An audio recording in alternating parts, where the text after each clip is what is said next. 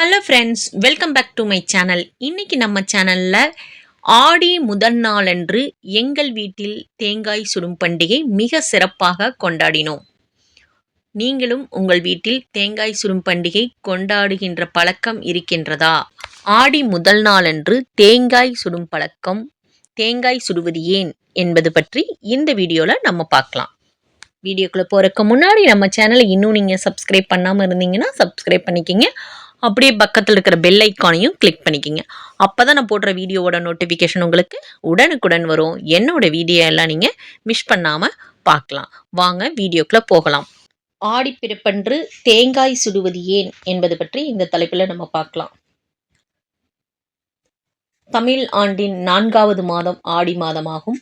ஆடி மாதத்தை அம்மன் மாதம் என்றும் அம்பாள் மாதம் என்றும் சிறப்பாக கூறுவர். இந்த மாதத்தில் ஆடி வெள்ளி, ஆடி செவ்வாய், ஞாயிறு சிறப்பான நாட்களாக கருதப்படுகிறது. ஆடி மாதத்தில் பல பண்டிகைகள் கொண்டாடப்படுகின்றது. அதுபோல ஆடி பிறப்பன்று தேங்காய் சுடும் பண்டிகை சிறப்பாக கொண்டாடப்படுகிறது. இந்த தேங்காய் சுடும் பண்டிகையானது மகாபாரத போருடன் தொடர்புடையதாக புராணங்கள் கூறுகின்றது. அதர்மத்திற்கும் தர்மத்திற்கும் இடையிலான மகாபாரத போர் நடைபெற்றது.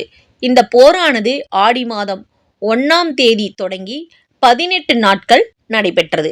மகாபாரத போர் ஆடி 18 அன்று முடிவுக்கு வந்தது.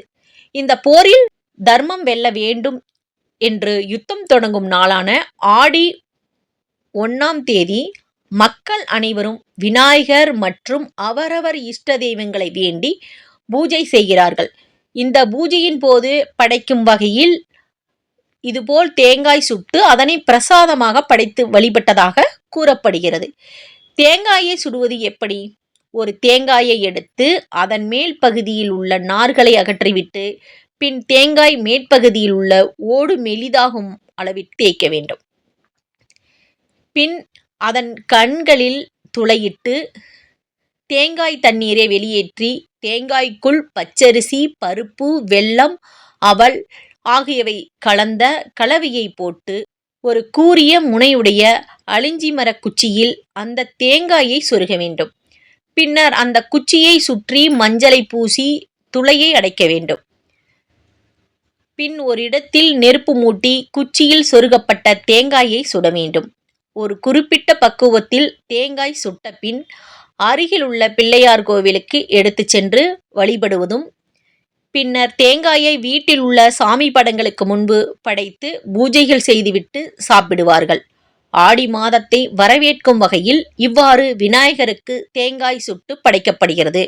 உங்கள் வீட்டிலும் தேங்காய் சுடும் பழக்கம் வழக்கத்தில் உள்ளதா என்று கமெண்டில் சொல்லவும். அனைவருக்கும் ஆடிப்பெருக்கு வாழ்த்துக்கள்.